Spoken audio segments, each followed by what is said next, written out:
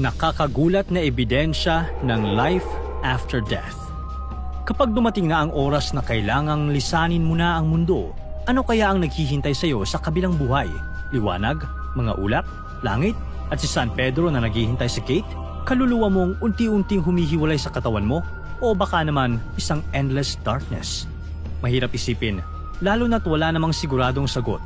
Pero kahit parang imposible, may mga kwento at karanasan na sinasabi ng mga tao na nagbigay liwanag sa tanong na, meron bang afterlife? Ano ang mga ebidensya na nagsasabing totoo ang afterlife? At paano ito pinatunayan ng mga taong nauna sa kabilang buhay? Tara, pag-usapan natin yan. Isipin mo, nag-aalaga ka sa isang lola na bedridden. Hindi na ito nakakausap ng maayos. Pero isang araw, nagpapahiwatig siya na tila may nakikitang hindi mo nakikita. Sinabi niya na nakikita niya ang kanyang yumaong asawa o mga kamag-anak na matagal nang pumanaw. Nakakatakot man, pero ayon kay William Barrett, posible raw ito. Sa kanyang pag-aaral, sinabi niya na may ebidensya ng mga ganitong karanasan na maaaring magpahiwatig ng life after death. Si William Fletcher Barrett ay isang British physicist at psychical researcher na naglaan ng halos 50 years sa pag-aaral ng mga hindi maipaliwanag na phenomena. Isa sa mga pangunahing topic ng kanyang pananaliksik ay ang deathbed visions, mga karanasan ng mga taong malapit ng mamatay.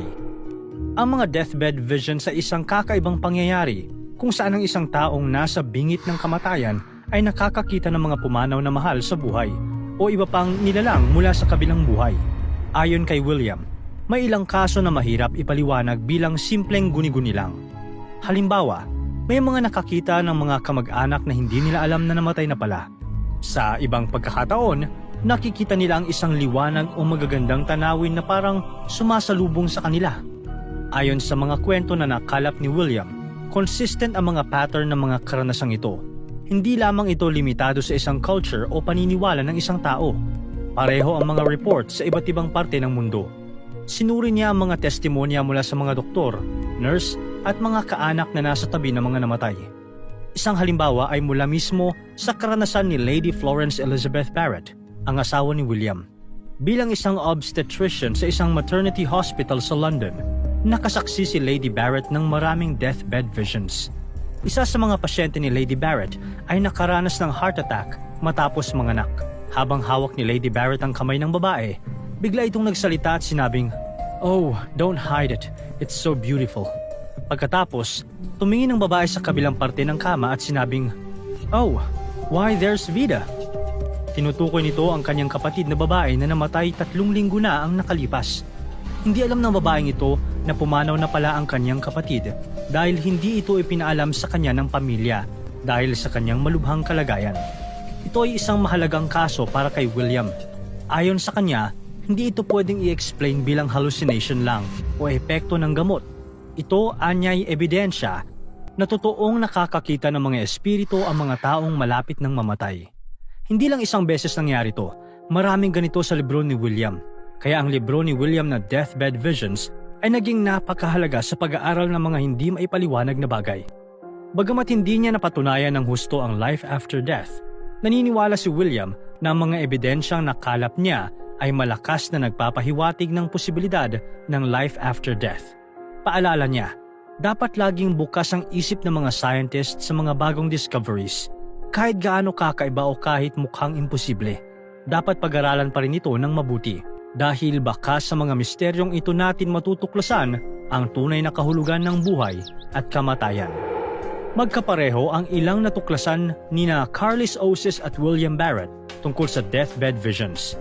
Noong 1959 sa New York, sinimula ni Carlis, isang Latvian-born parapsychologist, ang kanyang pilot study tungkol sa mga karanasan ng mga taong malapit ng mamatay. Nagpadala siya ng mga questionnaire sa mga ospital sa Amerika at India at tinanong ang mga doktor at nurse kung ano ang nakita ng mga pasyente bago sila pumanaw. Sa pag-aaral na isinagawa ni Carlis, natuklasan niya na halos 50% ng mga pasyenteng malapit ng mamatay ay nakakaranas ng deathbed visions. Marami sa kanila ang nakakakita ng mga kamag-anak na matagal nang patay, mga anghel o maliwanag na ilaw. Ang pinaka-interesting na natuklasan ni Carlis ay kahit iba-iba ang relihiyon at kultura ng mga pasyente, pareho ang mga klase ng pangitain na nararanasan nila. Isang halimbawa, ang kaso ng isang babaeng malapit nang mamatay sa isang ospital sa United States. Bigla na lang itong umupo at ngumiti ng todo, sabay sabing, "Oh, Katie, Katie," na para bang may nakikita siyang pamilyar na mga tao. Pagkatapos nito, bumagsak siya at nawalan na ng buhay. Nalaman nila na may dalawang Katie na kilala ang babae, isang kaibigan at isang tiyahin. Naisip ni Carles, baka dahil lang ito sa gamot o sa mental health problem. Pero noong mga sumunod na taon, gumawa siya ng mga bagong pag-aaral. Tinignan niya kung may epekto ang lagnat, gamot o karamdaman sa pag-iisip sa mga nakikita ng mga pasyente. Pero kahit may mental issues o mataas ang lagnat, pareho pa rin ang mga nakikita nila. Nagsagawa rin si Carles ng research sa India upang pag-aralan ang mga deathbed visions sa mga non-Christians. Ayon sa pag-aaral ni Carles, karamihan sa mga Indians ay nakakakita ng mga Diyos, lalo na ang mga Diyos ng Hindu. Maraming pasyente ang nagsasabing nakita nila si Lord Yama, ang Diyos ng kamatayan, at pagkatapos ng kanilang pagkikita, bigla na lang silang namamatay. Pero may isang kakaibang kwento si Carles tungkol sa isang Kristiyanong lalaki sa isang ospital sa India. Malapit na siyang palabasin ng ospital nang biglang makaramdam ng sakit sa dibdib. Sinabi ng doktor na wala siyang dapat ipag-alala, pero sinabi ng lalaki na mamamatay na siya. Nagulat ang doktor at tinanong kung paano naman niya nalaman. Sabi ng lalaki, nakita niya si Jesus at kumaway ito sa kanya. Pagkatapos nito, sinabi ng lalaki na ilang minuto na lang ang natitira sa kanya at nagkatotoo nga ang sinabi niya. Bago siya tuluyang mawala, ang last word niya ay, "I am going." May isa pang kwento tungkol sa isang Hindu na may mataas na lagnat. Bigla siyang umupo sa kama at sumigaw, "May nakatayo doon! May karwahe siya! Siguro isa siyang yamdut! Mukhang may kukunin siya! Nanghasar siya na kukunin niya na ako!" Ang yamdut ay isang nilalang sa relihiyong Hindu na kilala bilang tagapaghatid ng kamatayan. Maya-maya, sumigaw ang lalaki na may humihila sa kanya palabas ng kama. Humingi siya ng tulong sa nurse, pero huli na. Kinuha na siya ng yamdut at tuluyan nang namatay. Sa pag-aaral ni Carles, nakita niya na ang mga pangitain bago mamatay ay may kaugnayan sa paniniwala ng tao. Halimbawa, ang mga Hindu ay nakakakita ng kanilang mga Diyos, samantalang ang mga Kristiyano naman ay nakakakita ng mga tauhan sa kanilang relihiyon. Pero ang pinaka-interesting para kay Carles ay kung paanong pareho ang mga karanasan ng taong makakita ng espiritu kahit saan man sila sa mundo. Meron ding pag-aaral na nagsasabing ang mga taong nawala sa normal na kaisipan ay biglang makakaranas ng pagbalik ng kanilang klarong memorya bago sila mamatay. Ito ang tinatawag na terminal lucidity o huling paglinaw ng isip. Isipin mo, may isang tao na may malalang karamdaman, hindi na makagalaw o makapagsalita. Tapos bigla na lang gumising siya isang araw na parang walang nangyari. Nagsasalita, nakangiti at masaya. Parang binigyan siya ng huling pagkakataon para magpaalam sa mga mahal niya sa buhay. Minsan, may mga taong galing pa sa coma na bigla na lang babangon at sasabihing, "Hello sa inyo," tapos wala na. Natapos na doon ang kwento niya. Kahit noon pa man, may mga kwento na tungkol dito. Parang alam ng mga taong ito na malapit na silang mamaalam sa mundo, kaya binibigyan sila ng pagkakataong magpaalam ng maayos. Ayon sa mga pag-aaral, karamihan sa kanila ay namamatay ilang araw, oras o minuto pagkatapos ng kanilang last goodbye. Halimbawa nito ang kwento ng isang 92 years old na lola sa UK. Matagal na siyang may Alzheimer's. Hindi na niya kilala ang pamilya niya. Hindi na alam kung nasaan siya.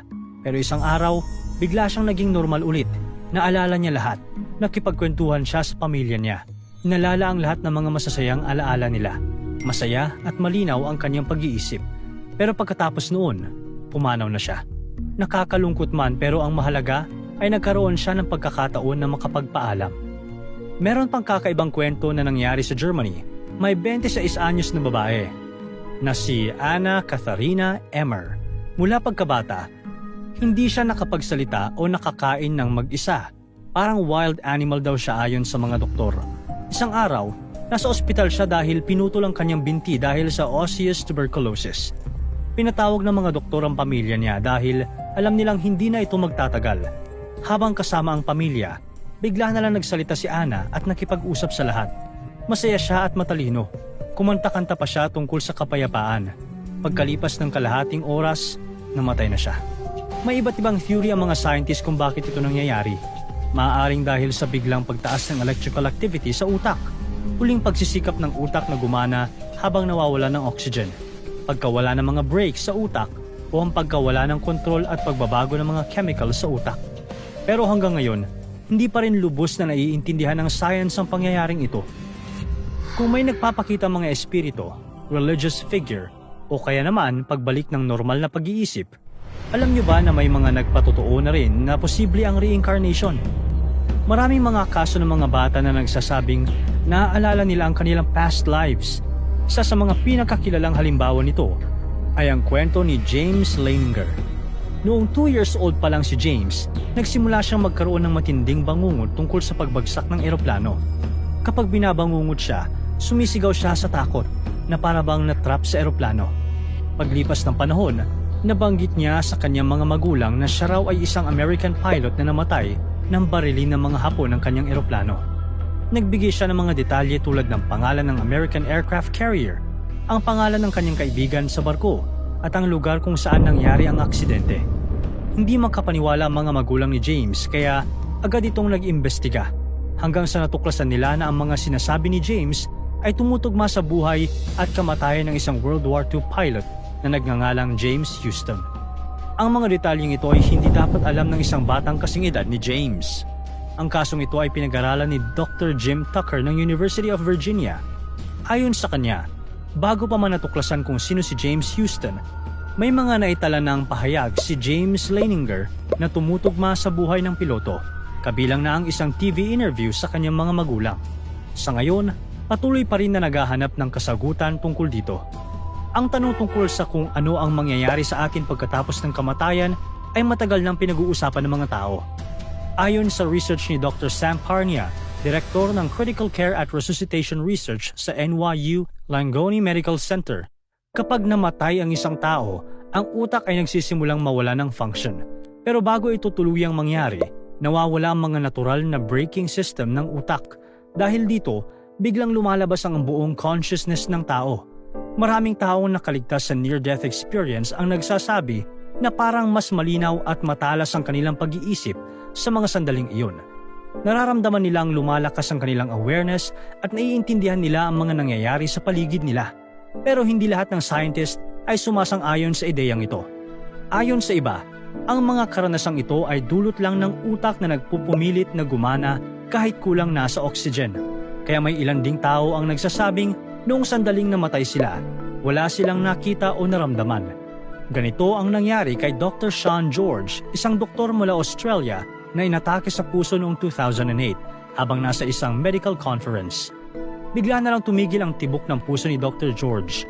Sinubukan siyang buhayin ng mga kasama niya gamit ang CPR at defibrillator sa loob ng halos 1 oras. Pero wala pa ring nangyari. Wala siyang pulso, kaya idineklara na siyang patay. Matapos ang 1 hour and 25 minutes, biglang bumalik ang tibok ng puso ni Dr. George. Himala itong may tuturing ng mga doktor. Nang magising siya, sinabi ni Dr. George na habang walang tibok ang puso niya, wala siyang naaalala o naramdaman. Walang ilaw, walang tunog, walang kahit na ano. Para bang nawala ang diwa niya at hindi na niya alam ang nangyayari sa paligid. Sa halip na makakita ng liwanag o makakita ng mga taga-sundo, para kay Dr. George, ang tanging nakita niya ay mahabang itim na space sa kanyang alaala. Ang kwentong ito ay nagpapakita na hindi lahat ng near-death experiences ay may kakaibang pangyayari. May ilan tulad ni Dr. George na nagsasabi na wala silang ibang naramdaman o nakita. Kumbaga talagang wala lang. Bagay na patuloy na pinag-aaralan ng mga scientists at isang malaking misteryo hanggang ngayon. Bakit nga ba misteryo? Dahil lahat tayo ay buhay pa. Malalaman o makukumpirma lang natin ito pag narating na natin ang other side, na sana matagal-tagal pa. May mga kwento tungkol sa liwanag, espiritu o religious figure na sumusundo sa mga taong malapit ng mamatay. May mga pag-aaral din tungkol sa reincarnation.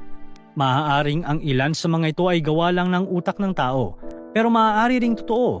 Ang mahalaga, hindi natin sinasara ang isip natin sa mga posibilidad na ito. Dahil habang lumalawak ang teknolohiya, baka sa mga susunod na taon, may makita tayong bagong ebidensya na magbabago sa pananaw natin sa buhay at kamatayan.